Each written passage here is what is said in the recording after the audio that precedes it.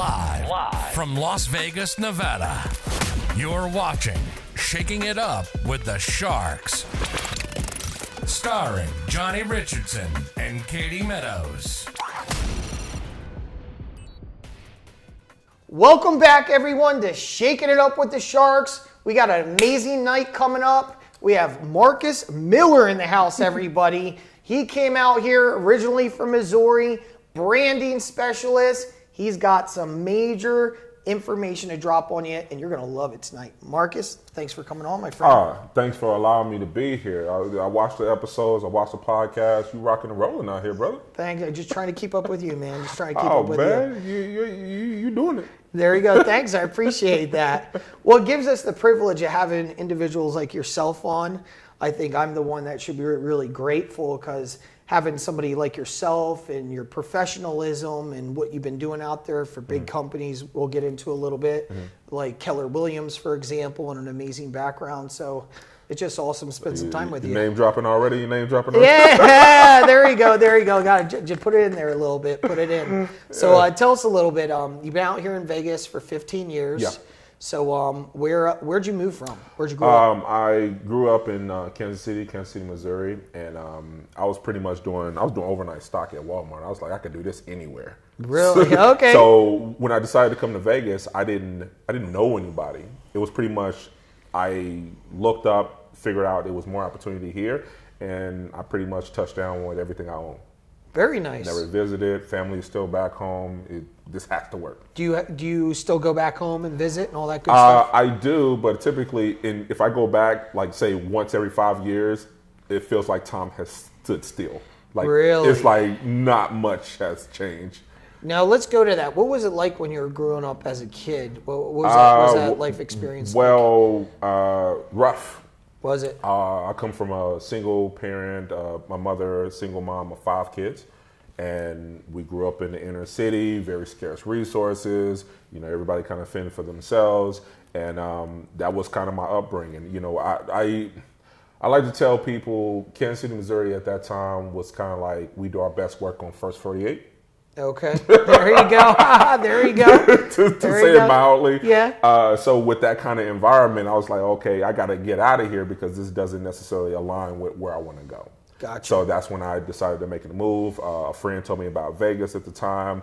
He was out here with his wife, and he was like, hey, you should just come. And I was like, all right, cool. So when I came, touched down with them, everything fell apart with that situation. I was in and out of casino stalls trying to figure out what I'm going to do while staying in the city until I started working in the casinos. And then a few years later, then I branched into social media. So very nice. Yeah. You've done an amazing job with it.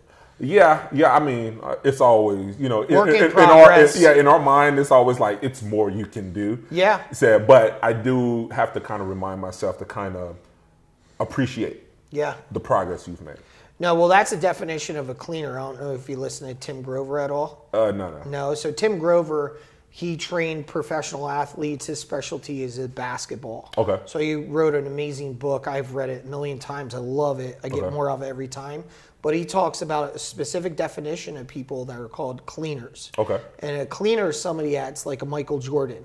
So that's a person that's a dynamic player, awesome. But in his head, he's like, it can always be better. Always be better. Yeah. He can win X award. I don't care. I'm going back to work. Forget you guys because I need to be better. Yeah. Right. And I think a lot of your greats have that mentality. They're less concerned with the accolades from the outside, which is great, but they're more of like them versus them kind of situation. It's like, I got to be better than I was last year. Progression. Right. Absolutely. Right. What about your family? You said there was 5 of you total. Yes. I have 3 sisters, 1 older sister, which is a year older than myself. I got twin sisters that are 2 years younger, and I have 1 younger brother. Okay. And what about everybody else, the family? Has everybody else progressed similar to you? Or have you excelled and outreached everybody? When I go back home, I'm like the rock star. Okay? Really? Very good. Well, that's a good position to be in. You know what I'm That's saying? super cool. I get it. I love that stuff. Go Right. visit home. Like, oh, Johnny Richardson's here. Right. I feel like a celebrity. It's kind of a situation to the point that my siblings was just like, oh, okay, Markus is back in town. Now your favorite's back. You know, kind of situation, right? Got to get a limo from the airport. Right. Well, just me showing up gets that kind of perspective. If I show with limos and cameras and stuff, they could be like, really, what's going on? Am I on TV?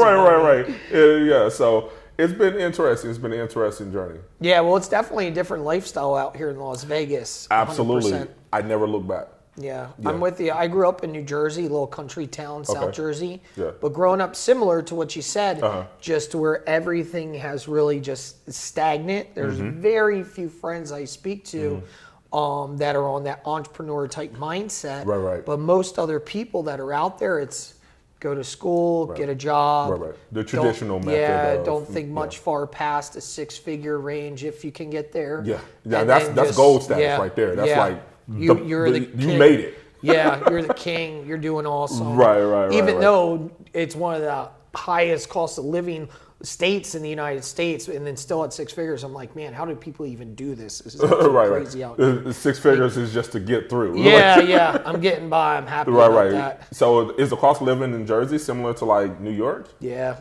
definitely. New York, California, it's all pretty close. Definitely not a cheap place to live. Definitely isn't. Between property taxes, you name it, the list goes on and on. Right. Yeah, everybody gets a little cut. Yep. Cut you down so you're left with this at the end.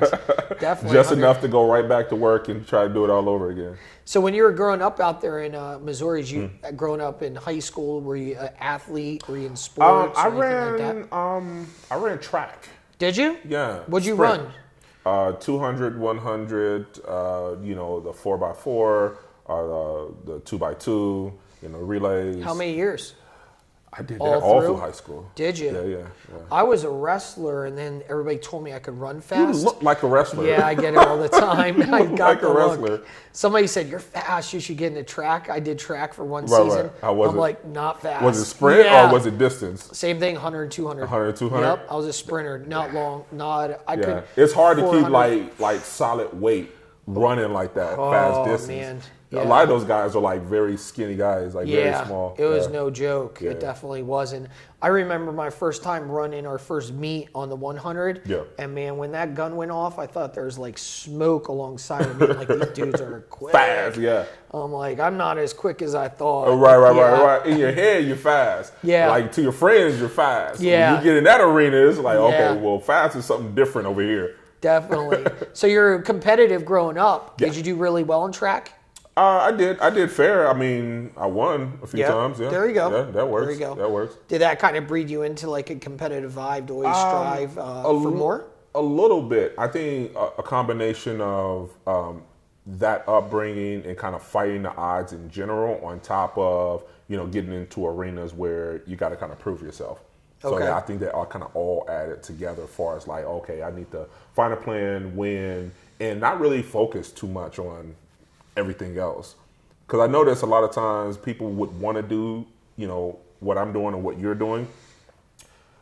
It's a motivation factor. It's like either a motivation factor or a mindset factor where, they can't even get their mind around that, the question that it could be something better for me out there. And if a person hasn't got that mindset, you can tell them all day long, like, hey, no, there's water on the other side here. Yeah. They still won't be able to make that jump because it's that mentality. And willing to put the work in and wait on those results come through. Not that you don't want results and satisfaction, the quicker the better, but at the same time, when you're out there and have that motivation, doing something, going through the hard times, the frustrations, the letdowns, the list goes on and on.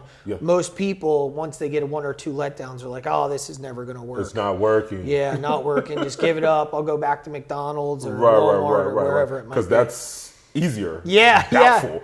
I went through the drive-thru a few times. They working hard in there. I'm like, wow. You got that they right. hustling out there. Oh man, I could imagine. That's one job I've never had. Being Fast there, food? oh no, never have. Being over a grill like that all day or whatever. Yeah. Plus, man, I like to eat. I'd be in trouble. You'd be in trouble all the time. Yeah, they'd be like, Richardson, we have you on camera too, eating like 10 chicken nuggets, man. 10 chicken. You can't do that. And you ate it out of Mrs. Robinson's order. Hey, it's quality assurance. It's quality assurance. Okay? Yeah. Ain't nobody else testing this stuff, okay? Yeah, exactly. I make sure it's good for them. What do you guys expect? Come on, no, it's Mickey D's. It still needs to be tested. Right. Absolutely. So what year was it when you got out here in Vegas exactly? 2005. Okay, man, that was early. 2005. There was a lot going on in the city. It was blowing up and crazy. Yeah, crazy. Even people working at jobs, at casinos, people will quit one job, get another job at the end of the week. Like it was nothing. It was nothing. Just like, trading jobs. You know, now the funny thing there is that at that time they said the real estate market was inflated because it was like slightly before the crash and all that. It was like, oh yeah, just super inflated. But the funny thing is today, it's almost right back to that level of inflation. So with that, there was a lot of stuff going on, and that just pretty much when I got my feet wet in Vegas.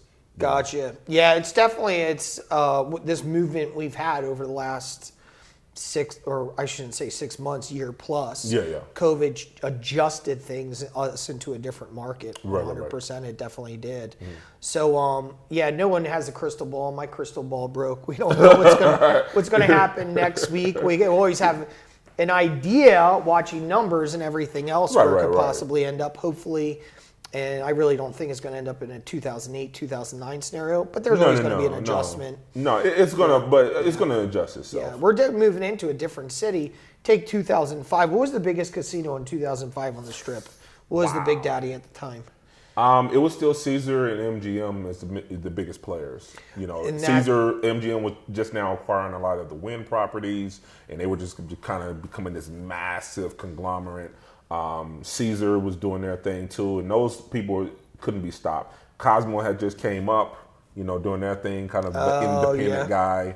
City Center, they switched hands a few times. So it's been mostly MGM and Caesars that was the biggest players. So what was it like when you got here in 2005? Was it like Party City for you, or what was your lifestyle like? I was kind of irresponsible. Yeah, that's a good way to put it.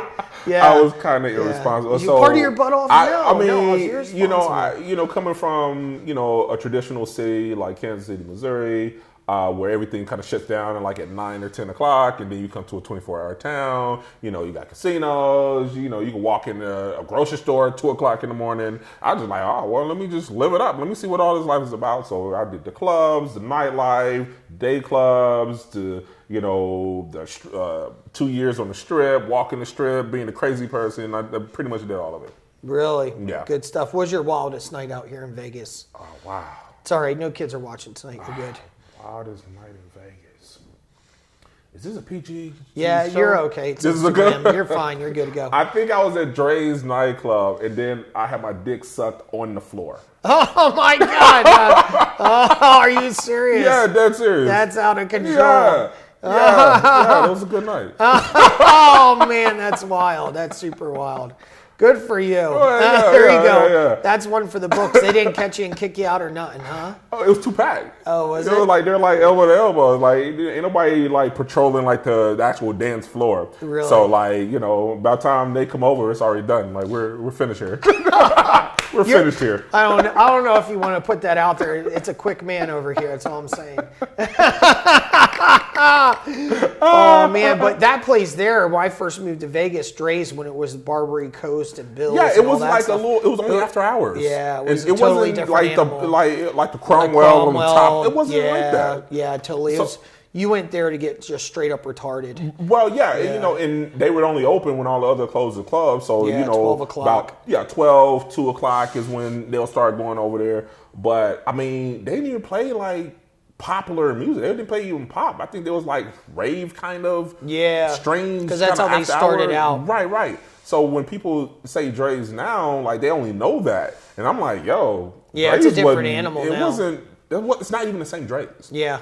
Yeah, it's definitely completely different. Yeah, no, 100%. But I think that's how you know the artists they have there now. It's definitely not what. It used to be. They couldn't book them kind of artists back then. Not even close. They didn't have the budget to book them artists. Yeah, you got that right. Yeah, it's a pretty wild place. It's super neat now what it's grown into. Yeah. And Cromwell had taken that position, turned into the not Dre's After Hours, but Dre's Beach Club, and everything else. They went fancy. So you've seen a lot of growth with the city as that was growing. Yeah. Where were you eyeing up yourself? Were you looking at it and saying, hey, maybe it's time to take a different direction? What was that like? I didn't really make the shift into thinking about the entrepreneurial route until maybe 7 years ago.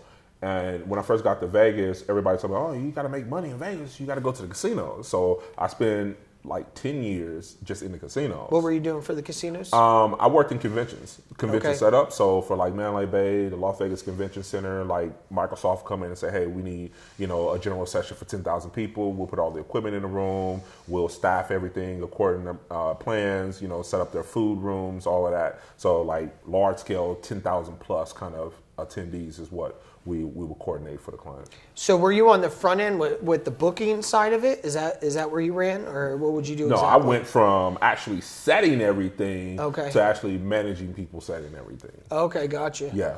And you walk in one day and say, "Hey, I'm sick of this kind of thing." I got to a kind of point in the casinos where I'm just like, most of the guys in the casinos are lifers.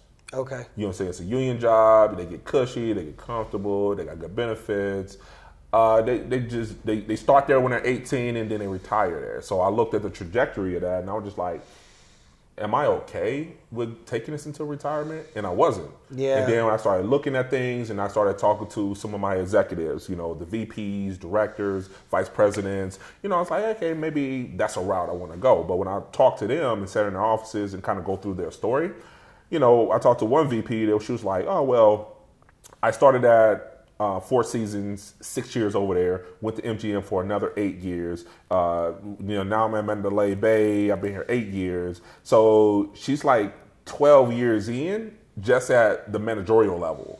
Okay. So not including how long it took her to get the first managerial position. Yeah, so she's 20 plus in. So yeah, she's at six figures, maybe 200. I mean, that's good, but the thing with that lifestyle with dealing with the casino salary is that you don't work any less hours. Yeah. Now your tasks are different. So now at the VP level, you're dealing with shareholders, stock investments, the contacts for the companies, more hands-on with the big money players instead of dealing with the day-to-day operation, but you don't work any less hours. So, I can't even take a standpoint where I could say, hey, maybe I could put in the time now, and then later when I get the money, I could transition to something else. But like I said, you don't work any less hours, so you're still glued to that. Yeah. Right. So, and then not only that, a lot of those people don't really have personal lives. It's not really conducive for personal lives. So family, kids, wife, all of that, it's not really conducive for that. A lot of them are single. Or if they have relationships, it's now falling apart because of the demands of the job. So it's like, I don't want to do that either. And then that's when I started looking at other options. Golden handcuffs. It is. They give you just enough to hang yourself. Yeah, you put in 5-10 years, and it's like, what am I going to do? Turn around at this point? It's like, I might as well stick it out. Right. And then me personally, that it's a job at the end of the day. Yeah. I hate having somebody have that much control. Yeah. Especially because that's what brought me to Vegas. In Atlantic City, there was a huge change in timeshare. Oh, yeah. And they closed up shop, and it was like they walked in, probably 200 plus employees. We were in 2 separate rooms. They walked in, started reading a piece of paper, and it's like, you're jobless. So as soon as they call your name, you're out? Yeah, that's pretty much what happened is there was a select few. When I say select few, like 10 people they grabbed. I was one of them. They said, hey, we want you this city, this city, this city, and they dispersed us. Uh-huh. So then I had to figure my stuff out. They wanted me in Myrtle Beach, and I said, I'm not going to Myrtle Beach. Short seasons, worse than New Jersey. Fun summer, but small, and then the seasons are rough. I'm like, I got one place I'm going to go, and I plan on going anyway. That was Vegas. Right. But anyway, that's why I got that taste. I was like, man, I don't want to be with casinos forever, because we did marketing inside casinos. Right. because they're running the show. They're running the show. And marketing in casinos. I've talked to the marketing department in these casinos. What I notice about casinos, even in big business in general, is that you look outside looking in, and they got a name, they known everywhere, so you think like they got to figure it out, right? But when you're exposed to the day-to-day operations, even with the marketing, it's chaos. It is chaos. You're thinking like they've been in business this long, everybody knows who they are, so like they got all these systems and processes already dialed. No, it's crazy. Surprisingly. Yeah. There's a lot of times I walked in, I was like, I don't know how we make $1. Yeah. How? Like, you know what I'm saying? Like, they'll come in, stuff is not set, the client upset, like and then once too many people get upset, they just start comping everything. Like, okay, free room for you, free buffet for you. That's how they smooth it over, right? Yeah, exactly. But it's like chaos. Everybody likes a good meal and a couple free drinks. So this is easy. Have some slot play on us. Yeah, exactly. Right. Yeah, you want a place to stay tonight because you're going to gamble it all away anyways. Yeah, 100%. So you went through that transition, figured it out as far as with the conventions that you want to get out. Yeah. And what brought you into the branding side of everything? Well, which is an interesting story because most branding or marketing professionals I've talked to, they already kind of knew they wanted to do marketing. For me, it started from an Instagram page. Your own personal one? Yeah, the one I have right now is where it started from. I was a fat dude trying to lose weight. Okay. Yep. That's always a good way to get attention. People love that stuff. Well, they love that stuff, but not only that, it's a huge community. Everybody is struggling with weight, going up, going down, trying to eat better. It's always nonstop. So, I started tracking my fitness progress and, putting up videos and stuff like that on social media. And I started noticing how people were responding. So I learned a lot of what worked by doing it myself through the fitness thing like that. But after about a couple years of that, I was like, you know what? I'm spending a lot of time making these videos, responding to people. Let me see what I could turn this into. I see all these other influencers sipping lattes over the beach and, in St. Lucia's, with feet up. And I'm like, okay, what do they know I don't know? So that led me on a journey of trying to understand what they know that I didn't know. Because what'd you figure out? What was it? Well, how much time you got? We can turn this one up all night if you like. This social media thing is really deep. It's really deep. Who runs social media is hackers and programmers. Okay. That's it. Simple as that. It's simple as that. Really? Now, what I noticed with the social media thing in my journey is that I noticed garbage content was getting ahead. So, like, some people, when they get on social media, their first stance is, if I put out great content, people are going to find me and I'm going to build a community. We're at a point right now with social media, specifically Facebook and Instagram, is that they don't have enough attention for the amount of content on the site. So now everybody is fighting for attention, even the corporations. If you use the same hashtag as McDonald's, your post is going right beside McDonald's. Yep. The difference is they got a whole department, they got a whole budget, they got a whole staff. You got a couple hours a day trying to figure out what they know. Yeah, right. So it's just like not even the same site, operating completely different. Completely different. Right. How many years did you spend getting into social media before you started picking all that up? That was about 3 years. Okay. Yeah, I'm in Black Hat Forum, hacker communities, invite-only marketing communities, Redding communities. I'm way back in the trenches trying to figure out what's going on because I see something and I see the content, the comments, the likes and views, but when I started looking into it further, I was like, okay, it's something else missing here because it's clearly not only about the content because, you will see a preteen girl put on lip gloss looking like she don't want to be on camera, 10,000 views. You see a guy flipping over a car, pulling a diesel, 100 views. And you're like, okay, what is going on here? Well, that's what I was going to say. You mentioned garbage content. Mm-hmm. It's not of given value, but when it comes down to it, people out doing shots and bottles, the nightclubs, the Lambos, hot chicks, 20 chicks in the background, boom, instantly. Yeah. And looking at your stuff, that's something you didn't buy into. No. I didn't. A lot of people do. Yeah. So when I decided I want to kind of take this seriously and kind of brand myself through my content, in the marketing world, there's a few different umbrellas or buckets. You get those that are the used car salesman hopping out of a rented Lamborghini talking about, I made $10,000 this week. I can tell you how to do the same. Or you get the guys that are so exclusive with the Fortune 500 companies, you don't even know who they are and you can't even reach them. So it's either the high end, so exclusive, or the kind of used car salesman filling people. And I was like, I don't really fit into either one of these yet. So how do I find my own kind of strategy? So with what I learned from the fitness, I discovered that it connects better with people if I'm putting out content that they can identify with. So for example, a lot of people would, spend $10,000 on a video, your drone footage, got cars, it's just amazing lifestyle content, right?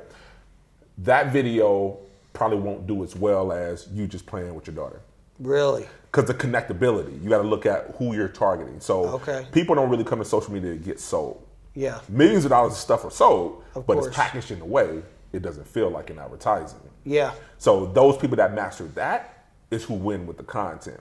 Now, you still get those that are all about the flashy lifestyle and things like that, and people gravitate to that. But the thing is, what is the quality of those individuals? You see what I'm saying? Gotcha. So does that you buy into their brand, right? So you'll buy into their brand and whoever it might be that's out there, and you're like, man, that's awesome. Yeah. They have products. Yeah, they have products. Yeah, but they aren't pushing them. They're pushing their own personal brand more than anything. Right. So for what I noticed about the personal branding side is the reason why the content with like real life kind of situations that will trump tenfold the $10,000 video, because those that are parents understand what you're going through. Gotcha. Those that got nieces and nephews will understand what you're going through. So if that's put in front of those people, parents, they're gonna get that engagement, get that interaction. But a lot of times people get caught up in the what they call the vanity metrics, which is the follows, the likes, the views, the comments, all of that. So you're like, I need more views, I need more comments, I need all that. But every comment, every like is a segue to a conversation. That conversation is a segue to a relationship, which is a segue to more business. Of course. But they don't look at it like that. They just go get caught up in the number game. In a number game, it's misleading, because even your favorite celebrity is doing a number game you wouldn't believe, and it's nothing like what you think. And I've managed celebrity pages, so I know what the analytics is. It's not what you think. Really? It doesn't have face value. No. Someone come to me and say, I got 200,000 followers on X platform. In my world, that don't mean anything. No, so half the time isn't real. No. Because it opened up a whole other market. Like, I get the emails on a daily basis. They're like, I can get you followers. Yeah, get you followers, yeah. views, Yeah. likes, comments. The list goes on and on. That's a whole business. Right. So that's what you see. A lot of that stuff is artificial. It is artificial. Now, there's good services that can help, but what I know is for those that are trying to figure it out and trying to market themselves and brand themselves, they're bombarded with these sites, right? And, you as a consumer, you don't know. You just like, okay, they sound good. I don't know. Like, you just trying a couple things on and you discover that it's not really what they're saying. Now, what that is you got certain individuals that through these websites that offer little pieces, right? Followers, Instagram followers, YouTube views or TikTok views, got the little pieces, but you don't have anybody that's explaining how all that fits in, right? Yeah. And then if you ever try to Google search a brand strategist or a marketer in your local area, nothing comes up.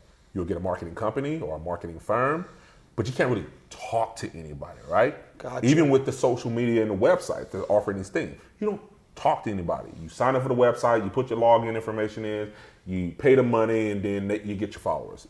But you don't want to talk to Everything's anybody. all automated. It's all automated. So Really? It's not really a comprehensive strategy until you understand what's really going on. And the example I give to people to kind of understand the scope of what we're dealing with on social media, I challenge people to go to like Kevin Hart's page on Instagram. Yeah, I follow Kevin. Okay, he's a funny dude. No.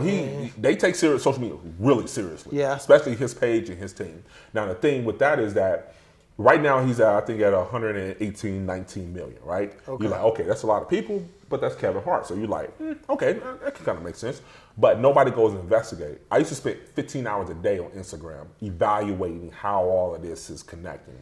Now, if you open up that 119 million, you probably won't get 10 profiles before you see a blank Really? profile picture. Okay. Yeah. Which is not a true follower at the end. No. And it has 0 posts following 5 Yeah. people. It just looks spammy, right? Okay. So you can continue going through his whole audience and it's similar, right? Really? So then you got to ask yourself a critical question like, if the biggest player in the game that don't need social media to make a living is using these methods, what exactly should the smaller people do? Same thing. Same thing, but you got to look at it. You got to kind of figure out what's the advantage of that versus that? Because right now on Facebook and Instagram primarily, organic is almost a joke because they don't make money by allowing you to share stuff with friends and family. They make money by the ads. Okay. So right now they're at a point where they're slowing down who you can reach from people that already said they want to see your content. And even they're not showing seeing them. it. Okay. Because people that know you in real life and you post, they'll be like, "Ah, man, have you posted this month? I haven't seen anything." Yeah. And they'll be like, "Yeah, I posted the other day." They don't see it. It doesn't show up in their timeline. Because Facebook and Instagram is prioritizing ads over you and your audience. So you got 10,000 followers, we might show 10%, might show 20%. It's up to us. Now, I also heard, and I don't think I'm a social media guru by any means. I definitely practice on a daily basis. But I did hear if you're doing ads, if you're doing boost, they will reward you and give you more. They'll release that's what they want you to do. Yeah, release more. They want to reward you paying them. Yeah, so as long as you're putting a couple dollars in a month. Of course. Throw your money in the pot. This is, Las Vegas. You you got to need some skin in the game. There you go. So no matter what, put a couple dollars in. Right. Now the distinct difference between the fake likes, fake followers, back end stuff versus the ads is, now mind you, even with the ads, you can get spammy stuff. You can run ads. If you open your ads up to like overseas, UK, Philippines, a lot of the fake stuff is coming from those communities. So even though you're paying Facebook directly to get real engagement, you can still get spammy engagement. I'm sure. So like you got to be careful. So like if I want to keep the integrity of the ad, I'll cap it only in United States. Gotcha. So therefore, I know that the pool of people seeing it is more concentrated to real people. Gotcha. That makes sense. Now, in the fake back end stuff, with like I was saying about the Kevin Hart situation, is that they use that in order to push through the algorithms. Because Facebook, within 30 minutes of you posting, they're trying to evaluate how many people they're going to show out of your audience or potentially new people. Because it's not a given that they show everybody. That's not going to happen. Yeah. But if people respond to it, if they show a test group of about 20 or 30% of your audience, and a lot of people are responding, they'll kick it out to more people. If they don't respond, they'll slow it down in the news feed. Gotcha. But they don't tell you that. Yeah. So that first 30 minutes is key. It's key. Which is why even bigger pages that 600, 700,000 followers, verified pages, they're running into the same issue where they're not reaching even all of verified. I manage a verified page at 600,000 right now. Okay. One post might do 1 million real views and 10,000 likes, comments, whatever. Next post might do 100 likes. Really? And the next one 10? Is that what you said? Really? Yeah. It can go from 10K on the likes to just 100. Really? Nothing's changed. It's just they don't respond to it right away and they don't show everybody. Really? That's crazy. And that was all built organically because they're on shows. They're on like BET network shows, and that's how they build an audience. So they're like the most concentrated of being organic as possible. Not even dealing with the fake end stuff.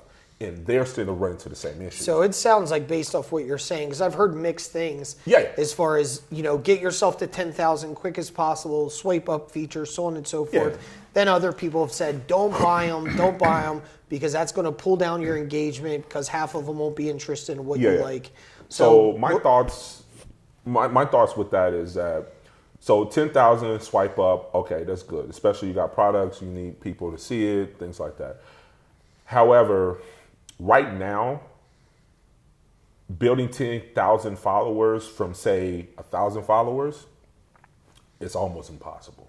Really? Right now, especially on Instagram. Facebook, I can do all day because Facebook with the ads, it has a feature in the ad function for getting more followers and likes to the page. It has a designated ad for that. Instagram, they don't have an ad for followers. They don't have an ad for more engagement. They have more ads for engagement on the post, but not for building the page. So that's a distinct difference. So right now, you can only build organic. Are you familiar with organic? Yeah. So with organic, the site themselves is working against you now. Really? So that's what you got to worry about. So what all people are, you get pitched constantly, like, hey, I'll get you 10,000, I'll get you 10,000. It's all a joke. It's all a joke. It's all fake. And there will be times I've heard, well, they'll go and do it for you, Yeah. and then they'll disappear a day later. Am I correct? Yes. Yeah, Instagram's going to rip those back. That's all smoke and mirrors from the Instagram side. Okay. Because my working knowledge of kind of all this back end stuff, because a lot of this stuff you can't really Google search because it's like so in the background. What I noticed is that the fake followers, because, you know, I think it was about 6-7 years ago where a lot of fake celebrities lost like millions of followers. Instagram did like a purge on all of the followers, and they lost millions. They woke up and bought millions more. They don't care. For them, it's all show.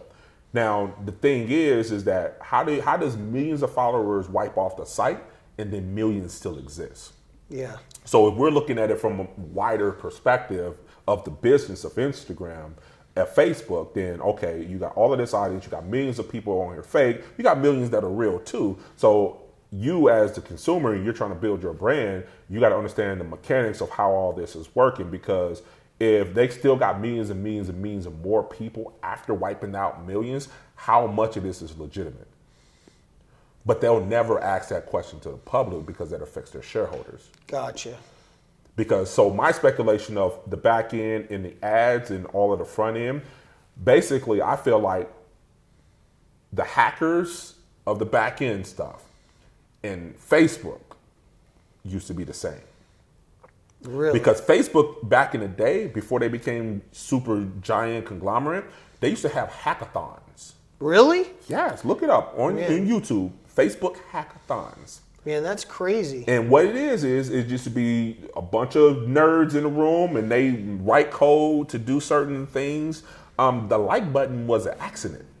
Really? Get out of here. Facebook didn't have a business model. Yeah. For 7 when years it of first existence, came out, they didn't have a business model. What is this, like 2021-ish? Yeah. Yeah, not 2021. No, not 2021, but it was like 2001. Yeah.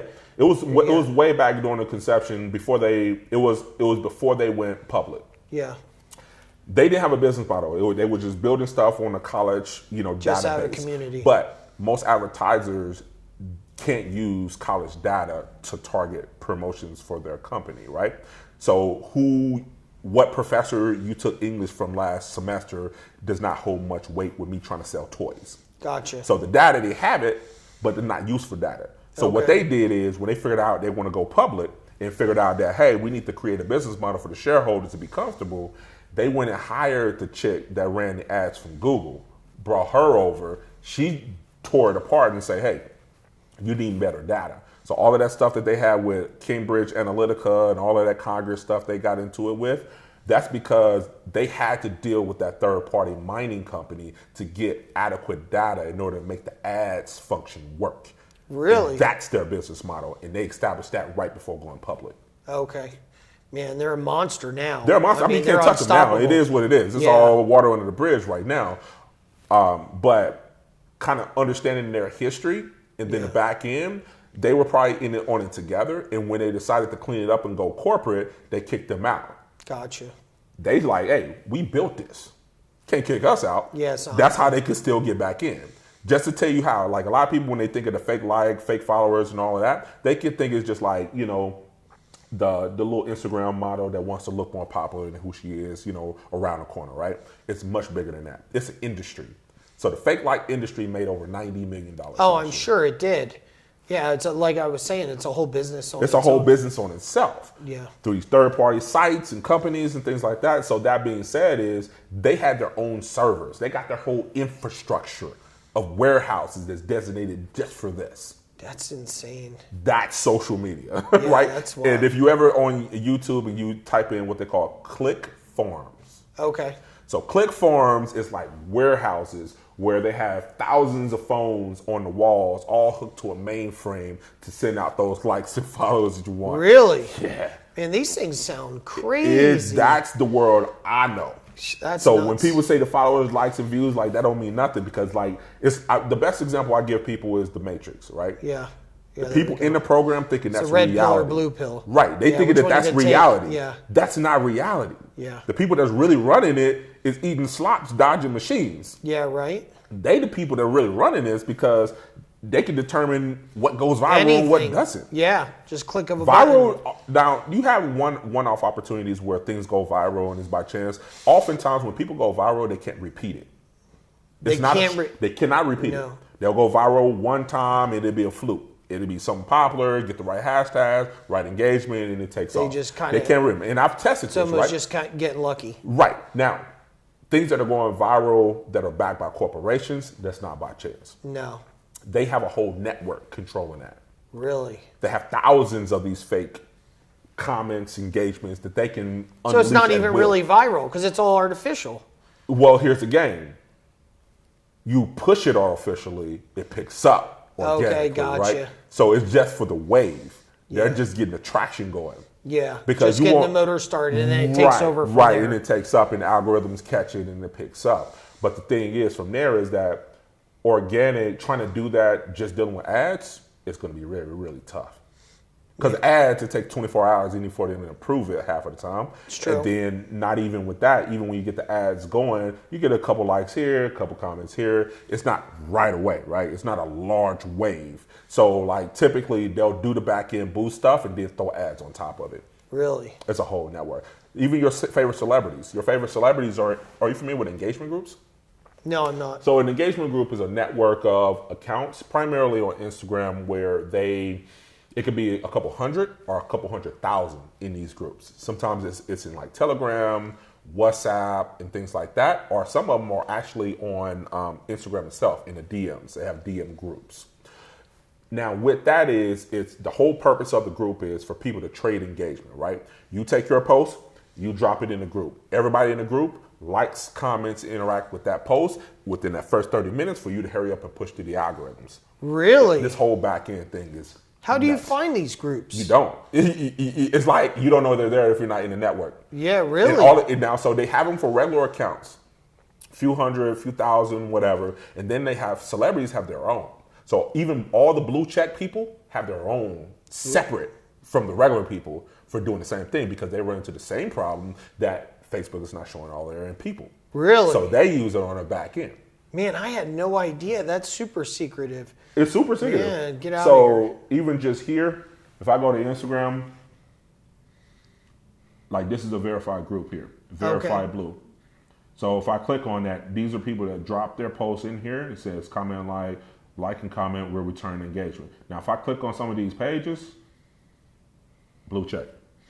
Really? So right now, all the people, no, it's a different one. So right now, all the people that are in here, if I open it up, blue check, blue check, blue check, blue check, they're in their own separate one. And that's how they'll run it. Really? So it's That's crazy. It's all rigged. Yeah, that's nuts. That's how they control it. Yeah. Now, a lot of that is funded in primarily used by a lot of the record labels. Okay. You know, to blow up a new artist. Nobody's heard of. That's why you see some artists, they come out this week and then all of a sudden Facebook is going crazy, Instagram's going crazy, YouTube's going crazy. And be like, well, I even hear this person. Who is this person? They even drop a record. They just push money behind it. They Really? use these back end methods, push money behind it, throw ads on them, use the network groups behind them. It's the same thing with the streaming. They got a whole network where they buy out the playlists and then run their artists through the playlist. That's crazy. It's all rigged. Now, do you take this to get into what you're doing to help out real estate companies like Keller Williams? Yeah. Is that what happened? You're obviously very educated on this. Use this and use the same method and said, hey, realtors, you can kind of use a similar process? For the real estate community, I kind of give them the general outlook because not all of it is applicable to what they're doing, right?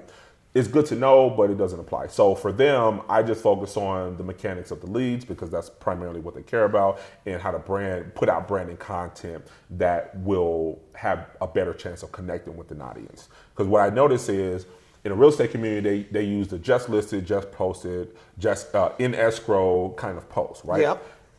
I had to come in and kind of hurt the feelings a little bit because only people in the industry care. Yeah. You see what I'm saying? Yeah, the like public you notice, really, like the public, think about it. If I'm What a do just they get average out of consumer, what do I get out of your post saying you're in escrow? Yeah. Like they think that it says, if you're looking to buy or sell, busy, I'm your man. I'm the person to go to. Yeah. But far as on the outside looking in, it doesn't translate to that. It just translates, oh, okay, you're selling houses. Okay, cool. Yeah. That doesn't say if my auntie is looking to buy right now, I should reach out to you. Yeah, they want to see your personality. Yeah, so like kind of like we had talked about that post of you and your daughter, for example. Right. But you tell me, you're the professional. So as far as if you do that and you drip on like housing stuff, is that something that's effective? Or do you think stepping away from the coming soon completely? For the RE community, I try to have them do the branding content on the page. Stuff with the family. I have them pick 3 main categories. One can be the real estate, but don't focus on sales. 2 could be stuff with your family. So let's say you're trying to lose weight. So fitness could be one. Let's say you're a family person. Family could be one. So that could be your 3 categories. With those 3 categories, build content around those 3. Don't even post it. Just build it around those 3. Because what happens is people finish their busy day and they get to the end of the day like, oh, I haven't posted. Let me figure out what I'm going to post. Throw something up from their phone like, oh, okay, that's it. And the next day, be in the same position. So you're reactive, not proactive. Gotcha. The only way you can win with the content game is be proactive. And the only way to be effectively proactive is to stockpile it before posting. Gotcha. So I have your library ready. Right, have your library ready. Now, if you're building in those 3 categories, one, you know, if you got a bunch of stuff in fitness and you don't have stuff in family, you know you need to build content more with the family, and you can kind of plan that out and plan out how you want to distribute. And you said content. family, fitness, and real estate could real be estate, one. yeah. Right. So obviously we want to focus on the real estate, but we want a heavy focus on sales. We want to focus on knowledgeable content, informational content that they find value out of, and that can still position you as the authority in that by just answering questions or their pain points really of the process or the home buying process in general. Now, to focus on the heavy sales, I try to have them do the Facebook lead forms run in the background. So you don't have to have the sales stuff on the page, because they don't really connect with it if it gets too salesy anyway. Yeah. So just keep the friendly, personable, personality-driven stuff on the page, and then with the sales stuff, have that running nonstop through the ads and the Facebook lead form with the CRM in the background. So that only goes to who people could be interested, and that funnels into your CRM. Your target market. Right, and you can still keep the stuff on your page friendly, personable, and acceptable. And you're still building your SOI. And you're still building, getting right. Your So you're kind of covering both angles without kind of missing them. Because what happens is they feel like they got to put the sales stuff on the page, and they just constantly do sales stuff all on the page. Then it feels like a nonstop advertising, and now you lose people. Yeah, that makes sense. Because if they're not ready to buy, people really don't like being sold at. They don't. No. Now they will if it pulls on an emotional trigger, like a kid's birthday, or they got to get something for their mom, and they looking to act right then yeah, they'll jump on it. But that's not most people. Most people need to see something. That's the rarity. Right, that's a rarity. Yeah. So most people need to see something 5 to 7 times before they decide to act on it, especially purchase something. I know, I'm the same way. Right. If they start hitting me with it, like that Lamborghini wine, I clicked on one of their things and I get emails from them. And just the other day, I'm like, I should get one of these bottles. They're so cool. Right. It's probably like my 5th or 6th time. Right. Yeah, seeing it. And that's the retargeting. Yeah. So the retargeting is where, a lot of the RE community needs to be focusing a lot of their effort, because nobody buys it on the first time. But if they're not set up properly on the back end, there's no way they can retarget. Yeah. No, that makes sense. Right. And that comes down to pixels and everything else, right? Facebook pixels, it's all of that. Yeah. Now, a lot of my time with the RE community goes there, because that's what they got to make sure they get nailed down. Because if you spend $100 on an ad and you're not retargeting, you just throw away $100. Yeah. Right. So it's one thing to throw a filler out there, see who responds and all of that. But with that next promotion, you want to make sure you're capitalizing on that first people you've seen. And the only way you could do that if it's set up before you even ran the ad. Gotcha. A lot of the RE besides that, you're just blasting it out there, and you're just throwing spaghetti up against the wall. Right. And now RE community is not the only ones that's guilty of that. It's a lot of other communities dealing with the same thing, where they're just showing new people every single ad. You're just hoping to get lucky. And they're just hoping to get lucky. So that's one of the main things right there. It's a shark bite right there, as far as having that pixel dialed in before you put it out there. But I don't have no idea how to do a pixel, but I know of it, what it is. Are they really difficult to do? If you know what you're looking for, it's not difficult. No, it's pretty easy. It's pretty easy. So basically, a pixel is nothing but a long code. Okay. That tells Facebook how to communicate with the CRM or the ad. So a lot of times when people are running ads, they're running it from the front end of the page on the boosted post. Gotcha. That's a good way to lose money. Really? With the boosted post. Okay. Because Facebook... So you advise completely against it? In certain situations, it could benefit, but for lead generation, completely no. Exposure-wise, what do you think? Exposure, branding, The reason awareness. why I ask is we do run boosted posts on our recruiting model, but our recruiting model is not as much going after come work with me. We give out value content. Right. And that's perfect. Yeah, we give out value content, and we go ahead and we boost it, and we target certain areas with that. Yes. And it's been effective because we get a lot of exposure out there. Right. That's all we want out of it. Exposure, branding, you're good. That's good. But don't expect to get a bunch of leads. So just give you an example of the pros and cons of the front end, the boosted post versus the back end, the business manager side. So on the boosted post is, let's say, you've been in business for, X amount of years. You've collected customer data, emails, things like that.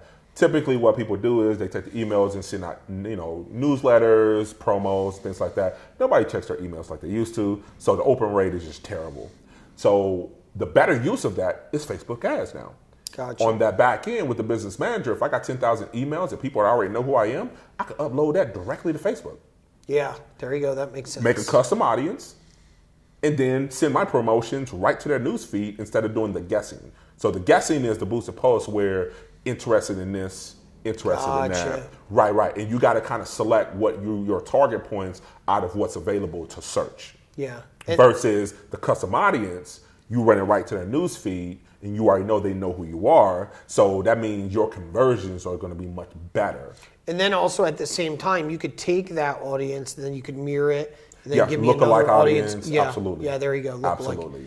Yeah, that's pretty impressive. So with that's where I try to keep a lot of the focus with the RE community, because that's majority of what they care about, right? Gotcha. And they can get to the brand and stuff at any given time, but that's the bulk of what's going to make a difference in their world. Man, that's awesome. I tell you what, you got nothing but value tonight. It is awesome. So let me ask you a question. Are you out there looking for clients, or what are you looking for right now? Looking to work with other people?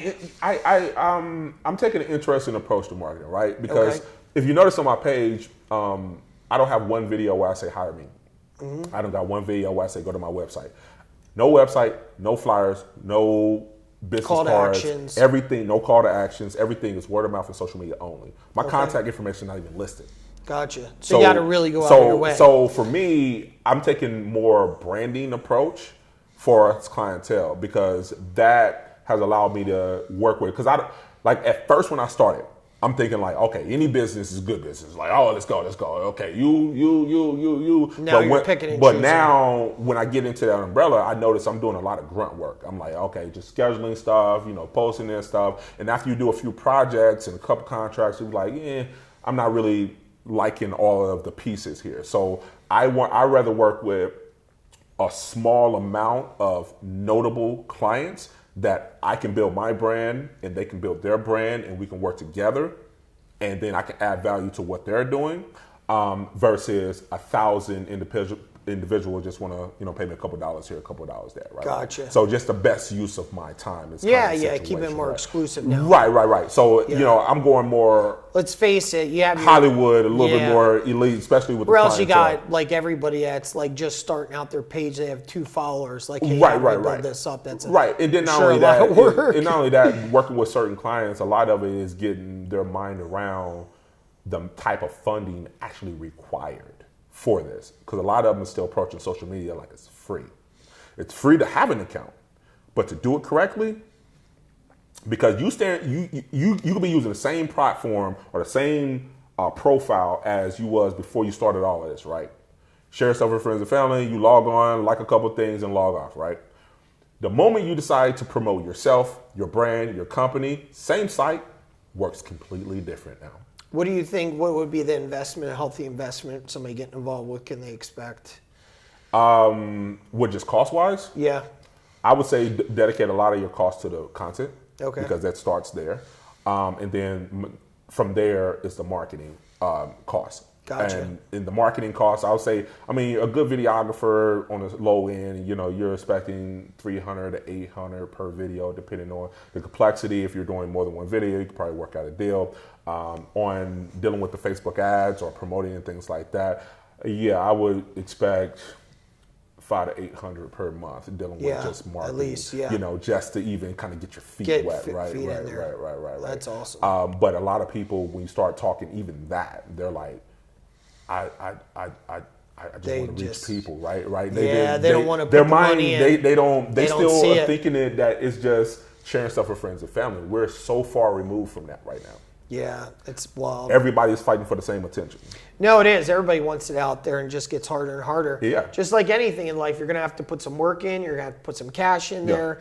You don't get muscles by driving by the gym, folks. You got to stop in and hit the weights. Right. That's what it comes down to. And when I talk to certain people to give them an understanding of it, and let's say they're artists or, you know, they're trying to be a public figure or whatever their thing is to try to go, when I start throwing out some of these numbers, now that's still on the low end. So I'm throwing out some of these numbers and they're just like, well, I don't know, you know, 300 for a videographer is too expensive. And I was like, okay, you look at my page. And I was like, oh yeah, you got a lot of good content, videos, for that. Okay, so I'm not a public figure. Well, I don't think I am. I probably am now.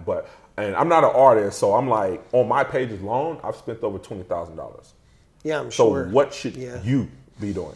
Yeah, you got to start So someplace. like, you know, and then a lot of times when I talk to certain people, they were just like, well, could you just do this for me? And I was just like, yeah, but here's the thing. When you're dealing with ads, that's a hard cost, right? Even if I wanted to donate my time, right? Yeah. I can do it for you. When Facebook bill me for ads, that's real time, right? Right? We can't just see how it goes. Like, right? No. Yeah, right. Want to do something real. Right. They're going to bill you real time. So that being said is, we got to dial this in. Put some money in before we actually get set up. Right. There you go. That's the way to go. Well, I couldn't thank you enough for coming on tonight, sir. It's definitely been awesome. Another awesome show, Shaking Up with the Sharks. Ladies and gentlemen, there is no call to action this time. He's looking to work with the elite. That's the way it goes. So if you want them, you're going to have to come find them.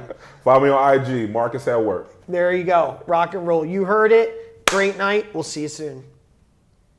Shaking It Up with the Sharks. Starring Johnny Richardson and Katie Meadows.